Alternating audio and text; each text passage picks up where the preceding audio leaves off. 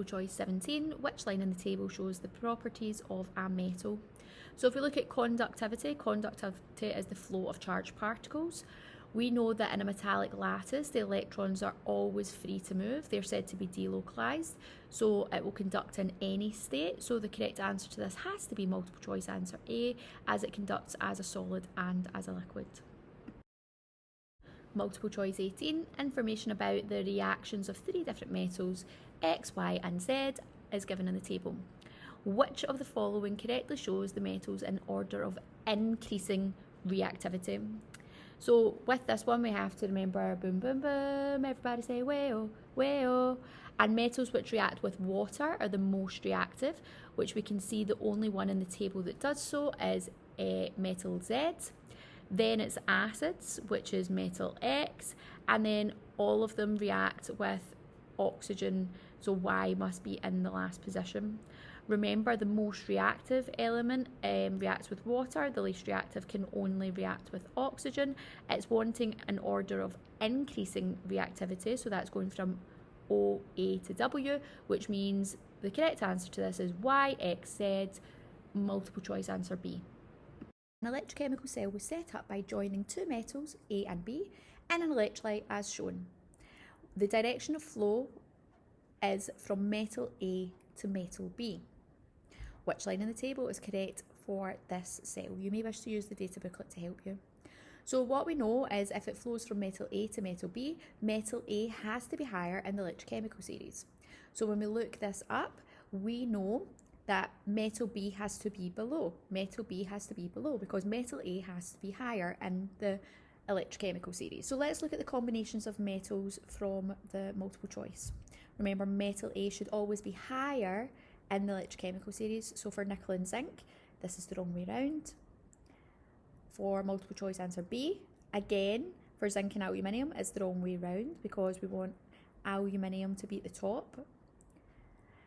For C, again, it's the wrong combination. So the correct answer to this is multiple choice answer D, where aluminium is metal A, as that is above, and the nickel is below.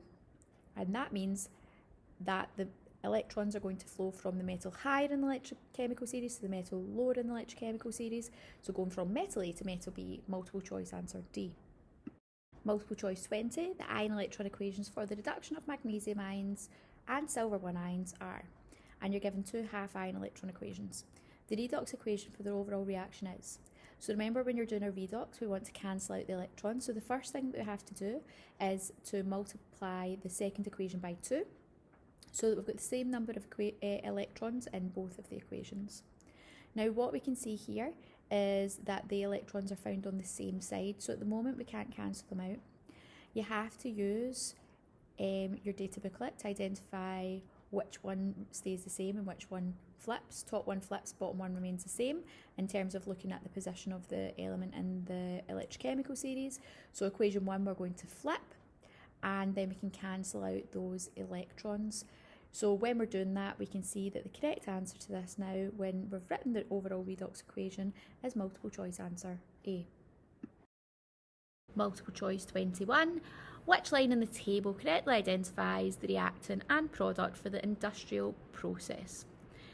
So we need to remember our HIPPO. Haber uses an iron catalyst, platinum catalyst is used for the Oswald process. In the Haber process, we form ammonia, and we can see that we use nitrogen and hydrogen to form that. So the correct answer to this is multiple choice answer C. The Haber process uses nitrogen to create the product ammonia. Multiple choice 22, an atom of thorium-227 decays by a series of alpha emissions to form an atom of lead-211. How many alpha particles are released in this decay process? So the first thing we have to do is write the nucleic notation for the thorium-227. So the mass number is given as 227. We look up the atomic number in the periodic table, and we can see that the position of that is position 90. We know that decays and produces lead-211, which has the atomic number 82. So remember that the top numbers need to balance and the bottom numbers need to balance. If we're looking at the bottom number on the reactant side, it's got to add up to a total of 90.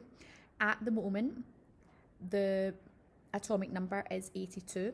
So we have to say 82 plus what gives 90? That's going to be 8. We know that an alpha particle is a helium nucleus and the atomic number of helium is 2. How many 2's make up 8? 8 divided by 2 gives me 4, which means that 4 alpha particles are released in this decay process. Multiple choice 23. Which salt cannot be prepared by a precipitation reaction? You may wish to use the data booklet to help you. So precipitation is when a solid is formed, and it's when an insoluble solid is formed. So we want to use the solubility page on page 8 of your data booklet. If we look up the solubility of barium sulfate, lead 2 sulfate, calcium chloride and silver chloride, we can see that the only one which is very soluble, which is not going to form or precipitate, is calcium chloride. Multiple choice answer C. Multiple choice 24 is a problem solving question. The Benedict's test and the iodine test are commonly used to identify the presence of glucose and starch. The results of these tests are shown. The flame test can be used to identify the presence of some metal ions. An unknown mixture was tested and the following results were obtained. Which of the following mixtures could give the results shown? You may wish to use the data booklet to help you. So what we can see here is the first test, which was the Benedict's test. We can see that it gives us a colour change from blue to orange, which suggests and tells us that from the table above that we have got glucose. So the only potential answers it could be at this point is multiple choice answer A or C. The iodine test, there was no change. And the flame test, we did get a colour. Now you would have to use page 6 of your data booklet to look up the flame colour, and we can see that the sodium ion, the Na plus ion, forms a yellow flame, and we can see that the salt in multiple choice answer A contains sodium, so this must be the correct answer. Multiple choice 25, a titration was carried out to neutralise 0.002 moles of sulfuric acid solution, which is given the formula as H2SO4. And we're given a balanced equation. We can see that we've got 2 NaOH reacting with one of the H2SO4. And the question asks us to calculate the number of moles of sodium hydroxide required to neutralise the acids. So the first thing we want to do is pick out the entities from the balanced equation. That's our 2 NaOH and our H2SO4. We then do our mole ratio, which is 2 to 1. Now remember, we have already been given the moles of sulfuric acid, same unit, same side, so we'll put the 0.002 underneath the 1 and we'll cross multiply. 2 times 0.002 divided by 1 gives us a total number of moles as 0.004. Multiple choice, answer B.